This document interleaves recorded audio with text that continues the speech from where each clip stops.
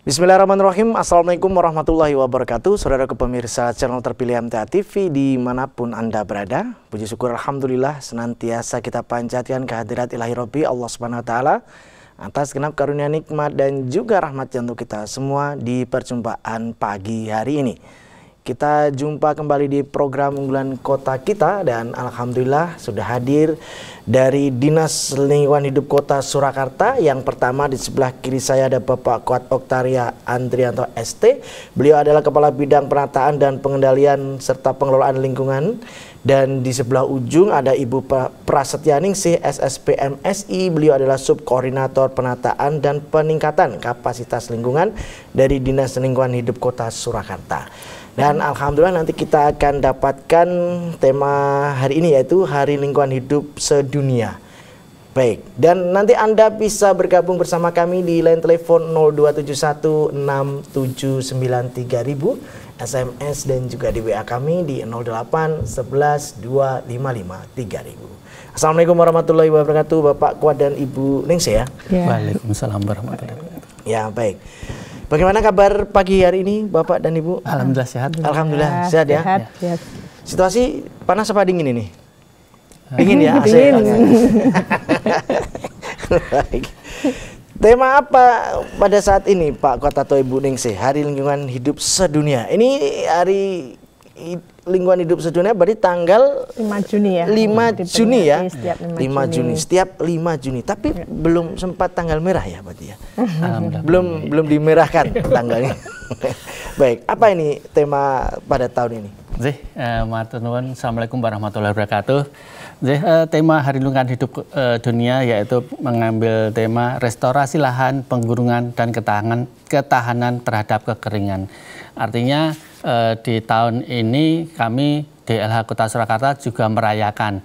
Tapi perayaannya saat ini di tanggal 5 kita juga ada perayaan kerjasama dengan BPN. Artinya kita ada penanaman pohon salah satunya di Urban Forest di Pucang Sawit. Yang selanjutnya kalau di tema yang dilaksanakan oleh DLH Kota Surakarta perayaannya di tanggal hari Minggu kemarin tanggal 8 Juni yaitu acaranya dilakukan bersamaan dengan Hari Solo Menyapu. Jadi waktu ini juga perayaannya ini juga serangkaian dengan Hari Kota Surakarta yang di tanggal 16. Jadi berurutan ini acaranya kami. Karena kalau bicara Hari Lingkungan Hidup Sedunia, DLH Kota Surakarta tiap hari melaksanakan perayaan Hari Lingkungan Hidup. Artinya kita selalu merawat lingkungan. Ya, itu tugas pokok fungsi kami. Baik. Berarti di situ ada kata-kata nih yang baru saya tahu nih. Penggurunan ya. Nah, sebelum saya pengen tahu proses dan apa manfaatnya, ini penggurunan maksudnya gimana? Dibuat semacam gurun atau definisinya gimana ini?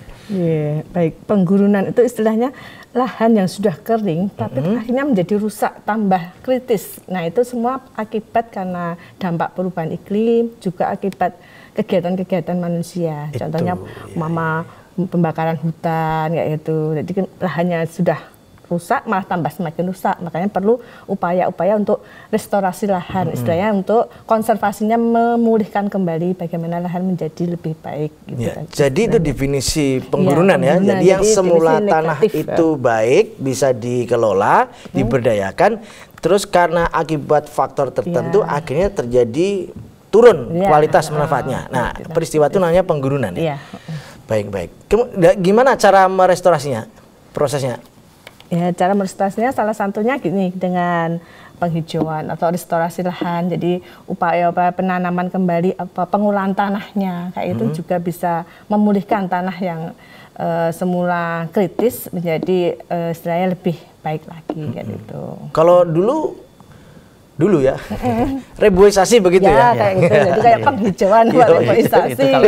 Itu banyak terjadi di pulau-pulau di luar Pulau Jawa ini. Soalnya saya sudah tidak mungkin jadi Gensi ya kan, jadi mungkin Gensi tahu apa itu reboisasi. Ini saya kenalkan ya Gensi ya. Kalau masa saya dulu reboisasi itu. Iya, betul. Iya. Reboisasi kan di zaman dulu. Kalau di Kota Surakarta terapannya itu kan memulihkan kembali dari tanaman yang, kalau kita bicaranya taman ya, karena kita di Kota Surakarta, taman-taman yang rusak atau yang mati atau yang ada event-event. Nah, sayangnya ini loh, ada event-event yang sebetulnya eventnya itu sangat bagus, membangun Kota Surakarta, mendatangkan tamu dari berbagai negara. Masanya banyak, tapi masanya banyak yang tidak merasa memiliki. Artinya merusak banyak taman kita yang sudah bagus, diinjek-injek. Ada pot yang sudah bagus, diinjek. Lah, itulah salah satunya kami bentuknya memperbaiki ya, salah satunya kayak reboisasi itu tadi terapannya di Kota Surakarta itu kan. Berarti taman itu mengalami proses penggurunan ya kalau diinjek-injek gitu ya. Iya. Istilahnya kalau di Surakarta beda di luar Pulau Jawa kan karena kebakaran hutan. Iya, kalau kita diinjek-injek massa ya. Nah, ini jadi ada plus minus ya. Kota punya daya tarik luar biasa seperti Kota Surakarta ini, eventnya sangat padat, otomatis konsentrasi massa juga banyak kan? Itu peristiwa penggurunan ini pemirsa. Berarti massa melakukan penggurunan massal ya. Tapi gimana ya cara menghindarinya? Otomatis koordinasi antara DLH dengan Dinas Pariwisata kayak apa nih untuk mengantisipasi itu? Nah, gimana cara mengantisipasinya? Kalau antisipasi sebetulnya banyak. Kami menurunkan tim salah satunya tim kebersihan, tim taman, selalu mensosialisasikan di saat ada kegiatan. Sebelum baik lewat IG ataupun lewat sosial media, itu selalu kita berikan sosialisasi. Artinya juga waktu pelaksanaannya pun kita juga kalau ada yang orang menginjak itu ya kita berikan informasi edukasinya secara langsung. Tapi yang namanya balik lagi ada yang ada punya rasa sadar, ada yang tidak punya rasa sadar tanpa memiliki rasa tadi. Itu tadi yang susah, kualitas kan mental, ya? balik lagi ke kualitas mental gitu. Sebentar, ini secara langsung gimana? Langsung ditegur atau dikasih tulisan itu? Definisi secara langsung. Kalau dari IG kita bentuknya sosialisasi secara tulisan ya, ada kegiatan. Tapi jangan injak rumput atau ada acara kegiatan, taman. Ada kegiatan ini, mohon ikut menjaga kebersihan, mohon ikut menjaga. Tapi kalau waktu di lapangannya, tulisan itu tidak efektif. Mereka tidak akan membaca konsennya, mereka akan melihat kegiatannya. Itu dibaca kalau pas gak ada event, dan pas lewat gitu.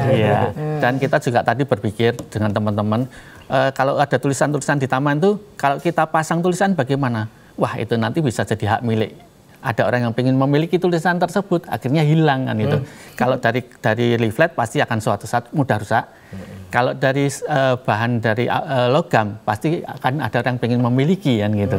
Ini tadi juga kita jadi sedang berpikir bagaimana sih caranya biar lebih efektif itu salah. Kalau Kota Surakarta sendiri ini persentase lah, estimasi begitu. Ada berapa persen sih konsentrasi taman yang dijadikan objek restorasi ini? Ada 50% dari wilayah coverage area Kota Surakarta? Kalau bicara persentase Kota Surakarta itu RTH-nya itu masih kurang. Masih kurang ya? Masih kurang sekali. Untuk RTH lahan. Ada berapa? 20-an? Nggak nyampe. Artinya lahan kita itu kalau dalam penetapan lahan privat itu kan 10% ditetapkan dalam undang-undang RT/RW. Untuk lahan publik itu hanya 20%. Lah kita idealnya itu 20%. Idealnya 20%. Tapi kita belum. Kita baru dapat 12%. 12%. Iya, itu yang susah. Kita baru mencoba. Banyak habis buat perumahan, tempat usaha atau apa sih? Memang banyak juga ini alih fungsi lahan juga ya semula ya untuk istilahnya bisa jadikan lahan publik ya, publik. Sekarang juga banyak karena pembangunan yang bersifat ini ya masif, banyak pembangunan jadi banyak jadi alih fungsi lahan. Tapi kita tetap langkah dari DLH Kota Surakarta, kita juga tetap mendorong di paling bawah lah istilahnya. Tidak apa-apa RTH privat di masyarakat tetap digerakkan untuk mengimbangi RTH publik, nggak apa, karena untuk mengatasi ini dampak-dampak perubahan iklim, yaitu dengan cara menginisiasi pembentukan kampung-kampung iklim di Kota Surakarta. Kebetulan kampung iklim ini kita gerakkan minimal di tingkat RW, di situ kita dorong untuk ya salah satunya dari dampak penggunaan pemanfaatan lahan kosong kan banyak di Surakarta, utamanya di pinggir-pinggir seperti di Kelurahan Joglo, Kadipiro kan masih banyak lahan-lahan yang istilahnya lahan nganggur ya belum terpakai. Nah itu kita dorong warga masyarakat untuk membentuk suatu inilah taman-taman kampung-kampung yang bisa dirawat di RW. Nah, ini salah satu juga cara mendorong untuk penambahan RTH ini di Kota Surakarta. Tapi kelihatannya kalau ada space kosong di Kota Surakarta lah ya, kelihatannya nggak dibuat taman deh. Itu pasti dibuat lapak itu. Karena dulu-duluan. Itu gimana cara mengkomunikasikan dengan mereka? Ini salah satunya juga untuk menambah RTH tadi, kayak contoh di urban forest yang ada di Pucang Sawit. Dulunya itu kan lahan ada tanah hunian, mungkin hunian liar ya. Akhirnya dengan adanya kepemimpinan dari Bapak Wali Kota kebijakan waktu itu, mereka dipindahkan ke suatu relokasi bicaranya. Lah di sana terus dijadikan taman, namanya Taman Urban Forest. Lah itu menambah RTH kami. Terus yang kedua, di tahun ini contoh ada PKL yang ada di timur RS DKT. Yang di Gendengan, di selatan Gendengan, perempatan Gendengan itu kan juga ada PKL. Ini sudah kerjasama dengan PU, lahan tersebut dibersihkan, diratakan, rencananya ke depannya untuk penambahan taman. Jadi kita juga selalu koordinasi kerjasama dengan antar OPD teknis, tadi sama PU, sama juga dengan Satpol untuk penegakan hukumnya. Jadi seperti itu. Berarti, jadi kalau kosong mohon bisa dibuat taman, kelihatannya belum ya. Berarti berhasilnya saat ini track recordnya adalah design by regulation ya kan. Ini memang dibuat peraturan, dipindahkan, terus yang tempat itu digunakan untuk menambah persentase RTH itu ya. Kayak di Taman Tirtonadi juga ya, itu juga dulu pemakaman yang luar biasa banyak, akhirnya bisa direlokasi. Sekarang menjadi taman indah ya, itu di pinggir sungai. Di Terminal Tirtonadi itu, kerjasama dengan BBWS. Ya pemirsa, kita akan lanjutkan di sesi yang kedua. Kami persilahkan nanti Anda bisa terlibat berbincang dengan kami di line telepon 02716793.000, SMS ataupun di WA kami persilahkan di 08112553.000. Kita akan segera kembali di kota kita setelah kita simak beberapa informasi dalam rangkaian Jeda Pariwara berikut ini.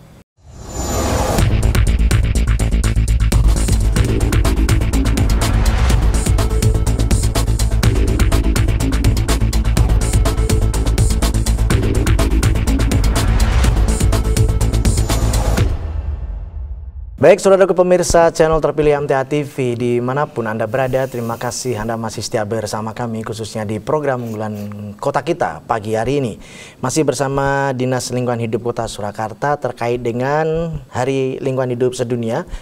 Tetapi kita bicara skupnya di Kota Surakarta karena banyak fenomena yang dari sisi lingkungan hidup bisa kita cermati dan kita perhatikan.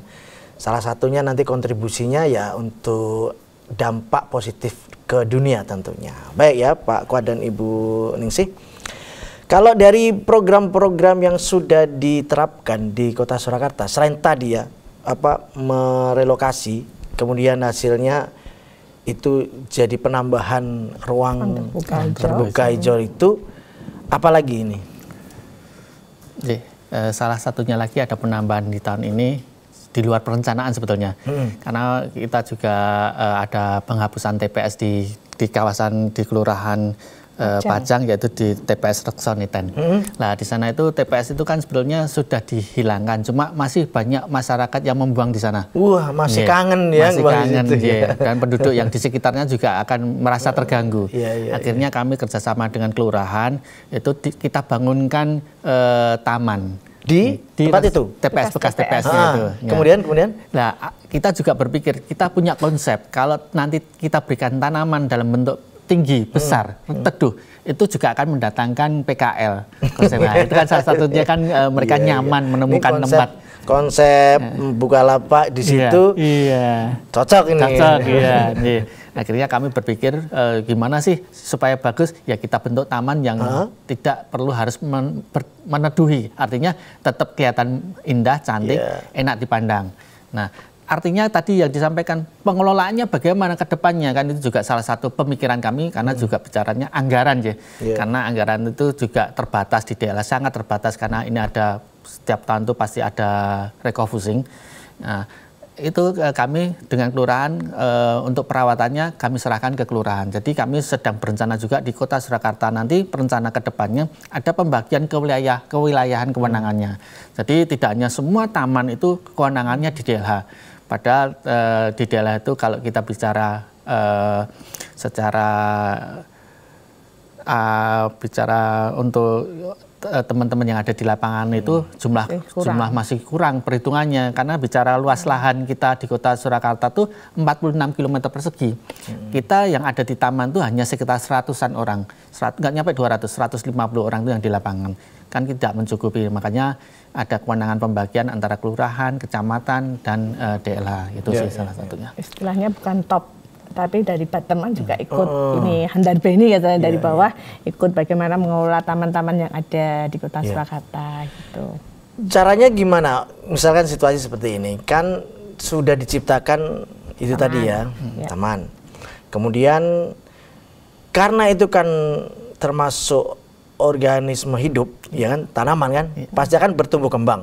Nah, siapa yang akan merapikan ini?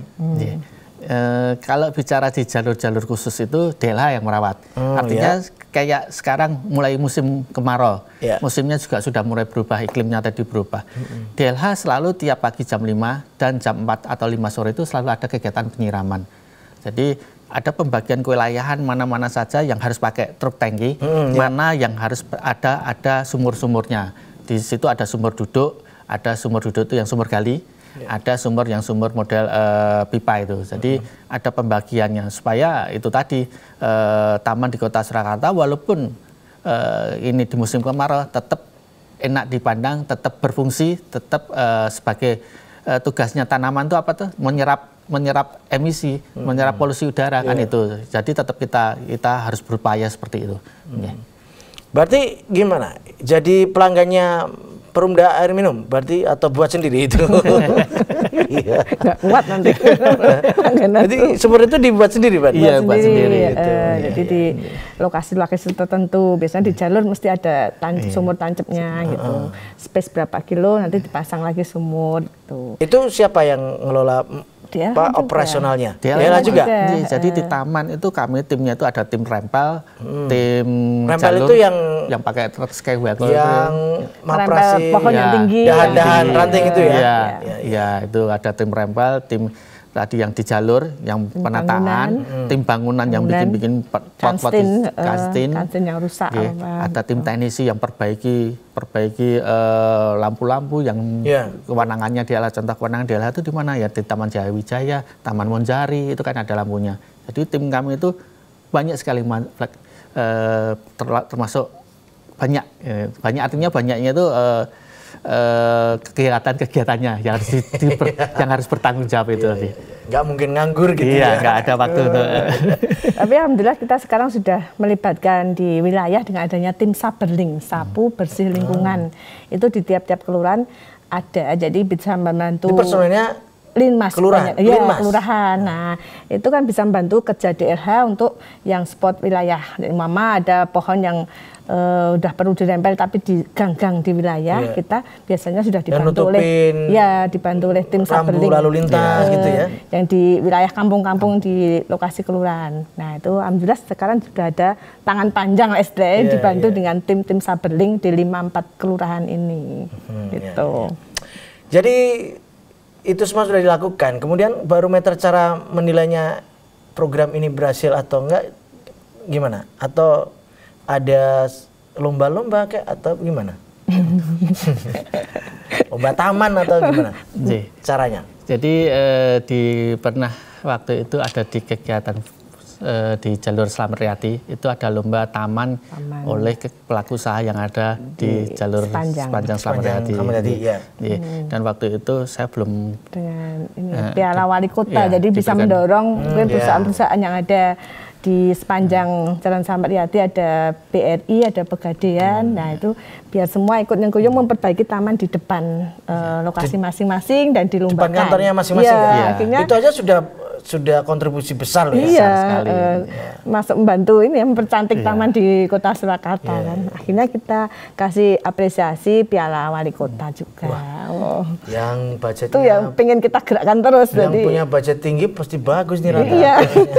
Makanya, dan itu akan kita laksanakan tiap tahun ya nanti ya Tiap Pak tahun Rian, biar rencananya, selain tetap terjaga keindahan di sepanjang jalur-jalur hijau di Kota Surakarta, partisipasi dari pihak-pihak tidak hanya DLH tapi menggandeng perusahaan-perusahaan maupun yang lainnya itu. Termasuk juga di lahan yang ada di Kerten pojokan itu. Ya, betul. Itu kan sebetulnya lahan privat. Cuma dari pemilik itu memperbolehkan untuk untuk MOU di ya, MOU di kerjasama untuk dapat dijadikan taman. taman. Iya. Yang ada dingin besar Gimana tuh. nih? Profit oriented apa non profit? Bukan. Non. Jadi ada kerjasamanya kita supaya daripada taman itu waktu itu kan hanya ada Ditutupi bangunan. seng gitu aja ya. Takutnya kan daripada pemiliknya Sekarang juga sudah terlihat cantik sekarang ya, ya. daripada ada orang yang pengen memanfaatkan secara negatif, dibuat untuk taman itu. Ya, itu tapi lebih bagus sekarang. Ya, daripada seng ya. Iya. Seng berkeliling. Sekarang kan sudah dibuka sengnya kelihatan cantik ya. Ada pohon beringin besar. Ditutup seng sampingnya tapi kok nggak ada taman. aktivitas pembangunan. Nah, itu salah satu upaya dari ini ya Pemkot Solo untuk kerjasama dengan pihak swasta juga. Akhirnya ada yang masuk ya, Bank Jateng juga Bank ya Jateng. masuk memberikan dana ininya CSR-nya kita buat itu juga. Apa yang bisa diupayakan terhadap penggunaan fasilitas itu, masuk fasilitas publik kan itu? Taman dan semua yang ada di situ, lampu-lampunya, tempat duduknya dan lain sebagainya. Seiring berjalannya waktu kan pasti banyak mobilisasi massa di situ ya, entah untuk duduk-duduk atau untuk ngomong dan sebagainya. Ya kan? Cara memantaunya gimana? Kalau biar tempat itu tidak disalahgunakan. Latar belakang manusia kan macam-macam. Ini seperti di Taman Munjari itu ya, yang untuk area bermain anak. Kadang fasilitas malah dipakai untuk orang tua seperti ayunan ini. Tapi di situ kita tetap jaga ada tenaga DLH juga ya, yang piket di situ. Jadi piket? Iya, jadi kita memang bagi tugas ya Pak Rian ya. Jadi di Munjari tetap dikasih tenaga DLH ya untuk merawat sekalian mengawasi ya, memantau penggunaan taman biar tidak disalahgunakan. Nanti kalau ada untuk yang tidak ini tetap kita peringatkan. Selain itu juga menggandeng Satpol juga nggih, Satpol kita mintai juga bantuan untuk selalu mantau kan, dia mesti rute patroli ya gitu, mantau di taman-taman. Lewat itu juga ya. Gitu. Dititipi ya. Tolong keliling ada yang jadi taman-taman. Baik, kita sapa dulu yang di lantai telepon ya. Baik, kami persilakan di 6793000. Halo, assalamualaikum. Assalamualaikum warahmatullahi wabarakatuh. Ya, dengan siapa, di mana Bapak? Santoso di Karanganyar. Ya, silakan Pak Santoso. Ya. Assalamualaikum Bapak dan Ibu narasumber.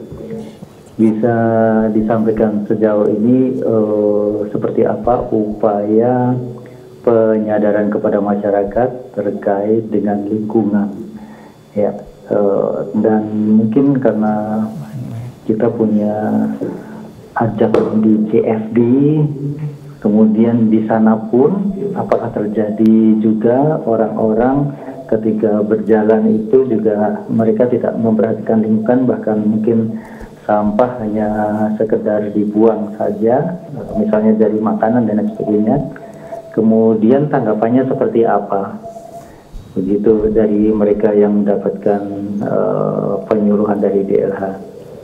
Terima kasih, begitu saja. Assalamualaikum warahmatullahi wabarakatuh. Waalaikumsalam warahmatullahi wabarakatuh. Ya, silakan. Jadi terima kasih Bapak. Untuk di area CFD memang itu sangat luar biasa, banyak sampah yang dibuang oleh pengunjung masih sembarangan. Jadi habis makan atau minum dari PKL biasanya ditelesep di taman-taman, di jalur-jalur yang di sepanjang jalan samping. Itu analisanya karena tempat sampahnya terlalu primpen naruhnya? Sebenarnya dari atau DLH kapasitasnya kurang gede? Sebenarnya dari DLH sudah menempatkan bin sampah itu malah sejak subuh, Bapak. Jadi jam 4 itu tim kita sudah turun menempatkan bin sampah dari sepanjang Purwosari sampai Geladak. Dan mungkin kadang masih banyak masyarakat yang istilahnya enggan membuang menuju bin. Memang binnya jaraknya binnya kan belum penuh ya? Belum. Kalau kita sudah CFD selesai, kita angkut bin malah banyak yang istilahnya nggak penuh lah, nggak full. Makanya kita itu padahal sudah menerjunkan istilahnya ada tim jemput sampah itu melibatkan wanita-wanita pegawai-pegawai DLH, cewek-cewek cantik diterjunkan. Itu termasuk ibu berarti ya? Iya, dulu tuh tiap minggu ada tim jemput sampah. Itu semua diterjunkan. Kita istilahnya buat mereka pekeweh lah, istilahnya kita nyapiti sampah kayak itu. Mungkin biar pengunjung juga istilahnya duwe rasa pekeweh, tidak membuang sampah sembarangan ya. Tapi masih agak sulit lah istilahnya. Selain itu juga ada upaya kita melibatkan anak-anak didik di sekolah Adiwiyata di Surakarta.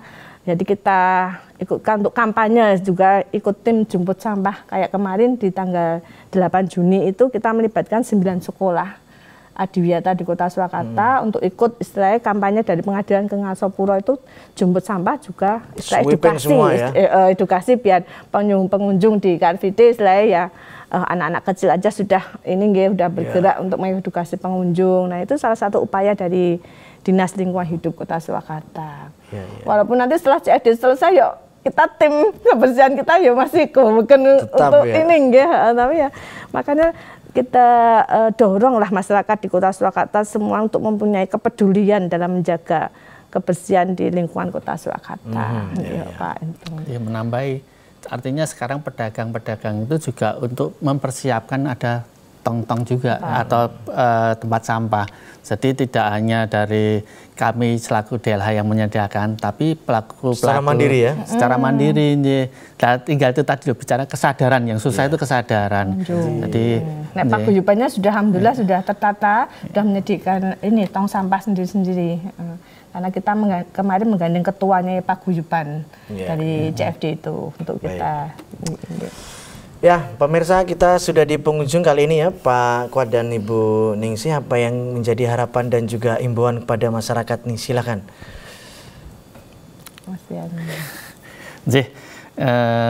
Imbauannya tetap jaga lingkungan, pertahankan RTH.